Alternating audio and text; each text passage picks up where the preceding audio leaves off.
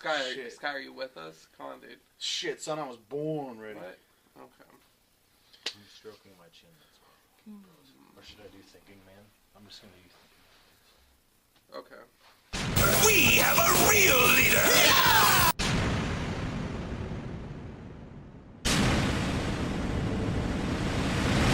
It's your boys in IMJ, we shut it down, man. A comic book look, invading your town. Keep it comics, and let the beer flow. Be so global, since our premiere show. Riverdale Studios on fire, we don't know where to park. Technology and booze, it's like we're rolling out like Tony Stark.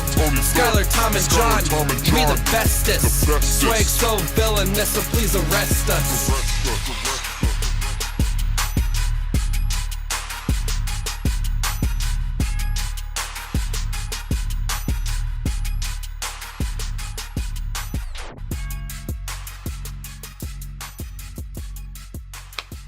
Welcome to a Comic Book Look, everyone. It's your weekly comic book show. We talk about anything in the comic book industry. You want it, you got it. My name's Johnny K. John Demand, so fresh, so sexy, so explicit. Comic book calamity Jane. Blah. Blah. Over here, I got my two awesome co-hosts extraordinaire. We got Skylar over here, Mr. 1080, making us look so fresh, so clean. And then, of course, Tom Devine, rolling. There can only be rolling. What? What? So, how's everyone doing today, this week, this month? Don't do drugs, kids. Shit, dude, popping Molly and rolling. That's what I'm all about. Oh. No, it's been good, man. Another great week in comics. At the comic shop, got to see Brian. We're taping this on a Tuesday, so we got new comics coming out tomorrow. It's another thing to be excited about. Can't wait to get those comics. Yep. It looks like you got some new shades on, so that always makes me feel happy as well, because those are boss. And that's what's going on here. How about you guys? We're doing pretty good, you know. Yeah, of course. Just loving living life, hanging out with the crew as always. It does feel like, a reunion tour, the past couple of weeks, because we haven't seen each other in a while, so it's kind of cool to kind of jive and get back into things. Exactly. It's always a treat anyway. Yeah. Distance grows, or makes the heart grow fonder. Thank you. Yeah. I kind of cry sometimes, too. I just told you guys. It's as much person-to-person contact as that. Yeah. I love you. Pop. I love you. Oh my God. Okay. Hey, comic book show. Is this a comic book look or The View? Jesus. Hey, we're jumping right in here. This is a comic that me and Skylar we're looking at. I had Skylar look through. I picked it up a couple weeks ago, so it's a little bit out there, but the cover drew me. She has blue hair. Why? It's close enough to green. I wonder why. And she's naked. She's naked, and I love tits and badge. And it's a different colored hair as well, so I love it. Yeah. And so you can tell they just took like a Suicide Girl type, voluptuous porn star body, and then I actually modeled for that cover. Yeah. Isn't that weird? I knew you did. But yeah, so Sin Boldly, Joseph Michael Linsner. I've never heard of him before. In the back of the book, I don't mean to rail this book right away, because the art is good. If this guy was doing art for somebody else, it'd be great. But he kind of is really tooting his horn a bunch at the back. Like, I have models. I already have... these characters were made a long time ago. It's about these two characters. This character, I don't remember her name. Sinful Susie, and then that's this girl. And then there's Obsidian Stone. So it's two different books in here. It's a soft core. I'm sorry, is this a Xenoscope book? Or it's a soft. It's a soft core. It basically should be. It's so funny. The first one is about. Okay, so we'll just start. I'm all over the place, but this fucking blue-haired bitch, Sinful Susie. She's in line in hell because she has to complain because she was trying to get Innocent's blood and somebody stole it from her. So the sign for the Internal Review Service is a big middle finger. Yeah. And that's where they have to wait in line to make their complaint. And since it's such a long line that people have been waiting for years, she tells the story of why she's there to the people behind it. And it starts with this giant pin up, hide your children's eyes, of her just naked with her hot, fucking pierced nipples and shit. And, it's just a stupid ass fucking story from there. I mean, about how they're fighting with. It is, and every panel like this one here is a good example right here. Just manages to squeeze in some like extra ass, pornography. yeah, There's just some tits. ass for no reason when it's on a guy's face. They just did a low angle to get her ass in and there. they do some great poses with her. I mean, like this page is great. She's all naked and fighting. It's really actiony. But in the end, it's just kind of stupid. They try to play it as almost like comedy. And then the second story is absolutely unreadable because it has no nudity in it. And then the first one that the only thing that's getting you through this is at least you have a hot chick on every page completely naked, a hot demon. The second one you're like, this is unreadable because there's no nudity. Who gives a fuck about this guy? And if you're gonna Did you grow up on Penthouse? No, but if you're gonna do that to somebody, you can't put a bunch of nudity and be like, oh yeah, and then this here. You put that one first. You have them read that, and then you put the fucking nudity in at the end. Especially in the outfit she's wearing in this one.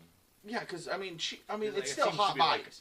Like religious garb, like you can see their nipples through like 6 layers of loose draping clothing, anyways. And then you get her naked again at the end. But I mean, first of all, this book is just fucking absurd. In the end, he toots his own horn about how he's already had 2. Statues made of this character, how he designed this character, blah blah blah. It's like, dude, how'd you design this character?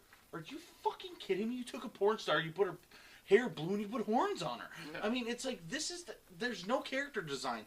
And he's like, yeah, this obsidian stone, I got really good flavor for this. It's like, what is this, 1991? He has a shoulder pad with spikes, and he looks like a straight out of the worst fucking cross-gen comic they ever had. I mean, it's unbelievable. But yeah, you know what? That's definitely a 6 out of 6.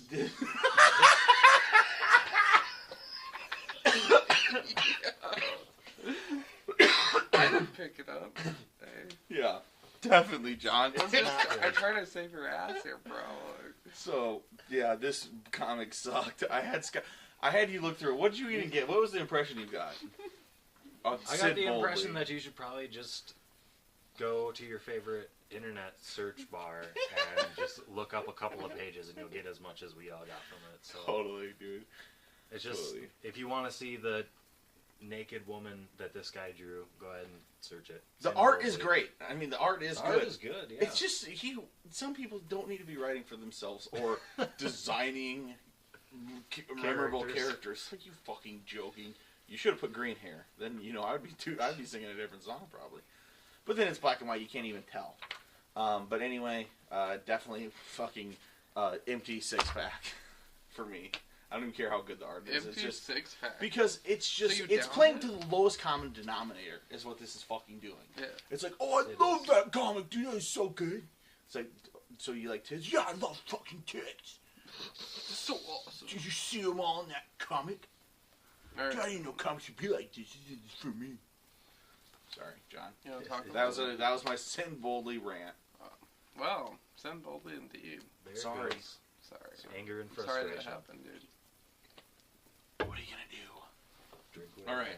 Yeah, John, what do you got, buddy? Let's lighten the mood a little bit, hopefully. Well, I'm gonna do my best here. All right. So check this out. We got Uncanny X-Force issue 16. I've been rocking with it for a while. Sam Humphries, you're my dude. Nice. So I'm a big believer in the fact that crossover events between 2 books means that it's not always the creator's fault when a book falls flat on its face. I think we all know that. It is the editor's fault on that. So Sam Humphries, I love you, and I still want to marry you, and shout out to China the Poodle.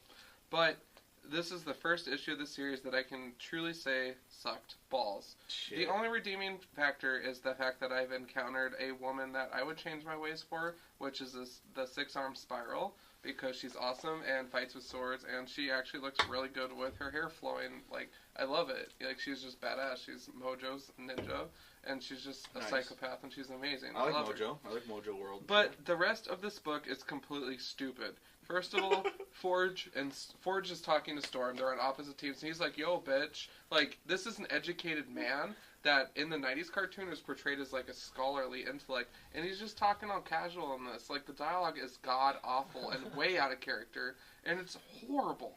Like, the whole thing, I seriously, I could drown this book in Guinness, not even a Lazarus pit, but in Guinness, and it still wouldn't taste good at the end of it. So, Sam Humphries, dude, I don't know who got your balls in the vice grip on this one, but I just wasn't feeling it, and I'm really disappointed. And and it's coming to an end. I mean, the book is. Yeah, and really every book isn't a knockout. Even Alan Moore has shitty books. Yeah. You know? But I mean, you had Puck in it and Spiral. You can't go wrong with that. Yeah, man, I'm sorry to let you down like that. Yeah, so I mean, that's also a no out of 6. Definitely. We Ouch. suck. Can I plus it up really quick? Yeah, definitely. Please do. I gotta plus it up. +1. Level up. Every time I see this, you guys, I get all giddy. Lenore just came out with a new one, number 9. I love Lenore. You love Lenore. Solid read. And it comes out about every 2 months, it seems. I thoroughly enjoyed it. It just made me giggle. Love the artwork. So Roman Dirge, you can. I'll email you my phone number when we're done here. I'll tell Ken. Oh shit, that's right. No, I'm just playing. But anyways, I love it. So I mean, that of course is a strong 6 out of 6 because it's consistently awesome. He has fun with it. He writes a letter at the end, and it's amazing. So yeah, I mean, and it's totally original and unique, Lenore. So I mean, if you guys are looking for something that's a little off and quirky, totally check that book out. Yeah. John's obviously tooted its horn a long time. I've said tooted its horn way too many times on this fucking episode. Anyway, well, I'll jump into some goodness as well. Let's do it. We got Prophet. You guys know I've been also tooting this horn. Ken got some issues of Prophet, and Nice. I said, yeah, read them, because Tom loves that series. Hell yeah, hopefully they're the new ones. The old ones are by Liefeld and suck. Uh-oh. But I'll check this week. These ones are really good, and this one is completely by Ron Wimberly. The first page is still Brandon Graham's comics, and then the last page is as well.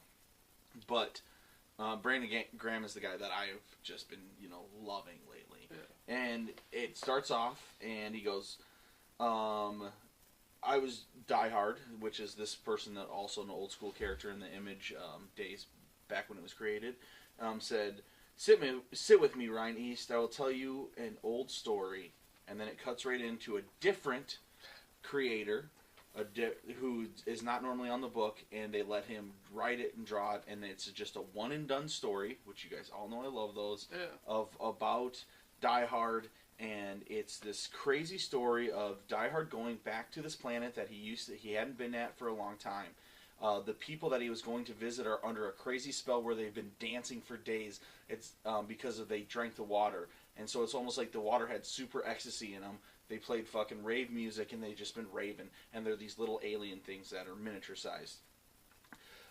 The witch doctor of this tribe tells Die Hard who hasn't taken the water, says, well, it's actually a djinn who has poisoned the water spell. That's like a genie. He shows him the djinn, and it's actually a machine, some sort of milky machine from an alien world or something like that is actually doing this to them. And then so he has to go and stop that, and when he goes in to break it up, he goes into this crazy trippy ass fucking vision, and you see all this crazy stuff. John Prophet shows up out of nowhere for 1 second. He has to fight him. I think he chops his head off. But then it ends up just being this kind of weird thing. Looking back on Die Hard's life, before he was all machine, he was a man, and you kind of see part of his life when it was like that. But then he comes back. He saves all the people because he stops the milking machine, and then becomes a full part of their race.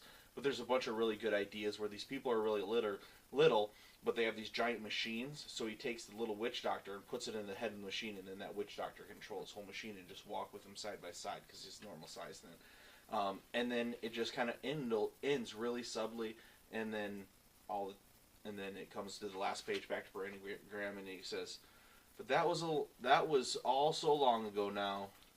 And then Reinhardt just goes, and that's the end, man. I mean, it's just like super good. And then they always have like these comics, these backups that are just quick stories that I think it's just like their friends that are comic creators are trying to give them a chance to get published. Yeah. And this was a really absurd one about a person with a frog head and a person with a a fly head meeting at school, like falling kind of in love, but they don't know which one's a boy or which one's a girl, or if they're both boys or both girls, and they're trying to figure that out, kind of. But then the frog guy stumbles upon the fly eating a dead body, and then the flies have to move on, and that's the end of it. It was really fucking weird and funny. It's called Fly and Frog.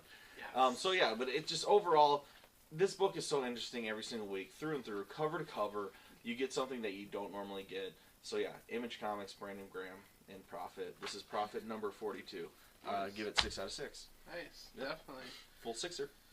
Well, what Skylar's enjoying, you guys, is actually Deadpool. What's it called? Deadpool, Night of the Living Deadpool. Awesome book. Very entertaining. Deadpool wakes up in a Mexican restaurant, and basically zombies have taken over, and he hasn't quite grasped that concept of things leading up to it. And I love, like, the ones where he was like, what were some of the signs leading up to it? You know, and it was just all these blatantly obvious things, and he's like, I don't know. People are, like, coughing blood on the subway, like, lady is running out of an alley, like, he's eating him alive! And he's just like, well, that's He's like, I don't know how that happened. Yeah.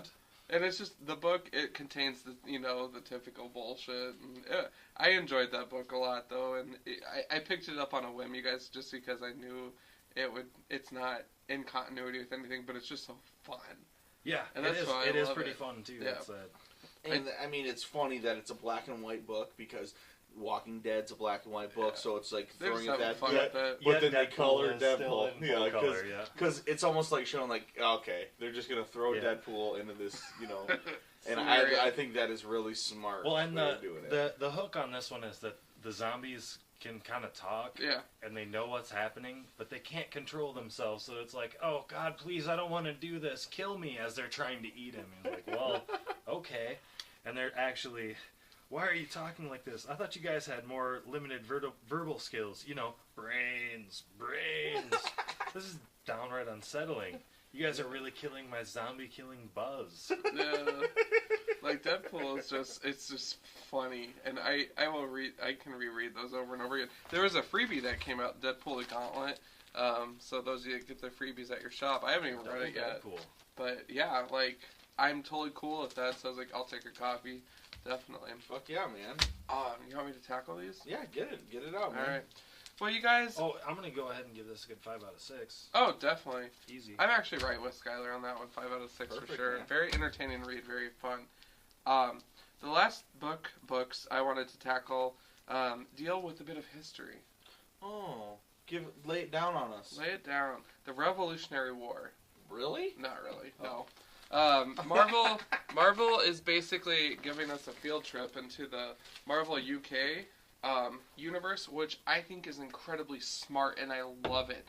Right now, we have all these movies coming out on the big screen, one of which was announced was an animated short for Big Hero 6, which is the Japanese hero team in Marvel, that they did a one-shot of. And I creamed my pants. I'm like, I know these characters. I'm excited about that. So, I love Alpha Flight. That's the Canadian sector.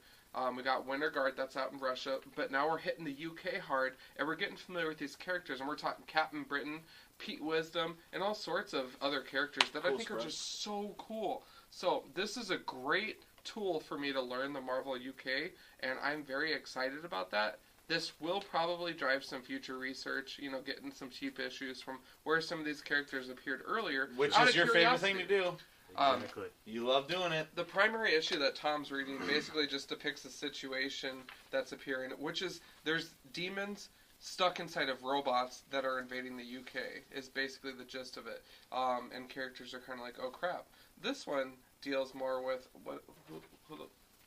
Dark Angel. Okay, I was going to say Hell's Angel. Dark Angel is a UK character as well, and that's a character I've never learned about, but she has ties to Mephisto, and Mephisto was recently an X Factor, and so it starts this whole chain of how can I go through my collection and relearn about Mephisto and everything else. So it really just drives a lot of research, and I want to learn it, and I'm very excited about it. I'm not familiar with this character at all, so it was a cool introduction for me. But as reads, I really enjoyed them. I did. Yeah, and it looks like they're kind of all one-shots, but there's just going to be 8 of them that all, you know? Right. So it's that like deal with those various characters, and that's what I like, is just something that's like, hey, I'm informative, I'm to the point, but I'll deliver a mean punch, and it's something new and fresh. And I really dig that. I do. And so I'm thankful that I'm checking this out, and I'm definitely going to check out the other 6 issues of that. This flew completely under my radar. I didn't even hear about this at all. I didn't know about it either. I was like, that's cool. So these are just coming out now, brand new, huh? Yeah. That's awesome. So I'm pretty stoked about that. Just the past 2 weeks these have come out, so I'll definitely be keeping an eye on that. But Marvel UK, for sure, I'm going to learn about you. And I'm excited to meet some new characters for sure. So yeah, I mean, it was a cool. strong 5 out of 6. I read that little back letter that they had in that first one. It's cool that the creator's just like, hey, I was a part of Marvel UK in the mid-90s when the comics explosion had started up, and we got to start our own line, and this is kind of just continuing. And like that takes me back to like reading X Factor a little bit. That was Captain totally Britain, the time that we have long boxes full of Marvel titles around that exact time. So it'll be cool. I'm very excited about that, but all 5 out of 6 for both of those. But if you're not checking those out, check them out. You know how I am with my research. I get all giddy. Yeah. So ridiculous. Anyways, that's about it out of me. All right, well, let's close down the show with one thing. Go for it. Go for it. One thing? You got one thing? Well, yeah, I just wanted to... No, not a book. What is that? I mean, this is a Dreadstar. It's ridiculous. It's a painted book from the 80s that I got for $2.50 at the used comic shop. Okay. But I just wanted to show you guys this one thing because it's so absurd. It's all painted, and they go to a world where just these people are like in... like robes, and then they're just regular cats. They're just cat heads. Painted cat heads. Regular people. Like Luke Skywalker cats. Painted fucking cats. Weird. Right there. What the hell is this about? Okay? I told you what, man. I mean, what you find at used bookstores, the things you'll fucking find in comic books. Yeah. Just want to show you guys that. Yeah. The only thing I was going to say is let's get a top 1 to 3 comic book movies to watch. Go, John. Start. Wait, what? Of everything out there? Yeah. Just your top 1 to 3. Sure. I'll just go. I'll go quick. Dread #1. Yeah. Dread 3D #2. I go Punisher, Warzone, the one with Ray Stevenson that everybody hates. I fucking love. Jeez. And then the third one, I will go with. How about an offshoot one? How about Darkman, the old Sam Raimi movie from the 90s? Ooh, Lordy.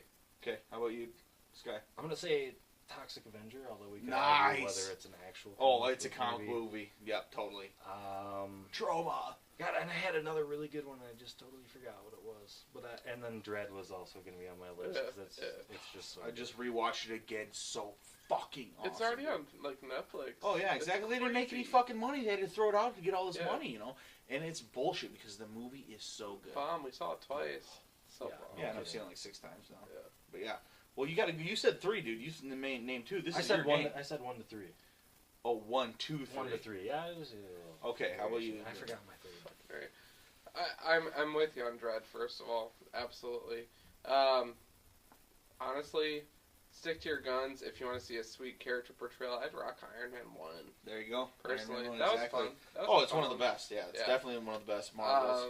Other than that, Avengers is cool. I'd watch it for the coolness of it. I loved all 3 of Nolan's Batmans. I loved the... the Joker. Yeah, I loved the 66 Batman, Adam West Batman movie. I like that one a lot. Yeah. I almost like all the renditions of Batman except for like the Schumacher stuff in between. The first part movie was good, even the second one. Superman, obviously, is good. X-Men What's up with 1 them and 2. pushing that date back left and right? You see that? Oh, we're back to 2016 now. Oh, is it 16? Well, good. They should. But it was back to back. Like, they kept announcing, like... Well... And aren't they going to bat with a Marvel date? Because a Marvel movie was supposed to appear on that day. They won't eventually. There's That's no not way. smart. They won't do it. They're going to cripple both? No, they just won't do it. They'll release it 4 weeks apart, but it's Wonder Woman, Superman, and Batman. They need to take its time. I hope it goes 2016. Yeah. So. I hope they give her a chance. I mean, I'm tired of seeing awesome characters getting slept on. Yeah. Personally. Well, dude, it's going to be fucking awesome. Yeah. But who knows? We're still Maybe at the next board meeting we should voice our opinion. Yeah. Well, I'll call up Dan Dio, head of Warner Brothers, whatever his name is. I forget. He's in my phone book. Yeah. And then and then Zack Snyder. Batfleck. Yeah. Shoot those guys a text later. Yeah. I'll let you guys know what happens. Just so you guys know, we did get our vending machines diamond encrusted replaced recently because Skylar was jacking the diamonds. Yeah. So. Not by comics. Update. So, yeah. So. Yeah. So we're definitely staying fit, being awesome here at the studio. All right, yeah. Summer. Close this fucking thing down. We're meandering. I know. Issue 105, you guys. 105, Johnny 5 is alive.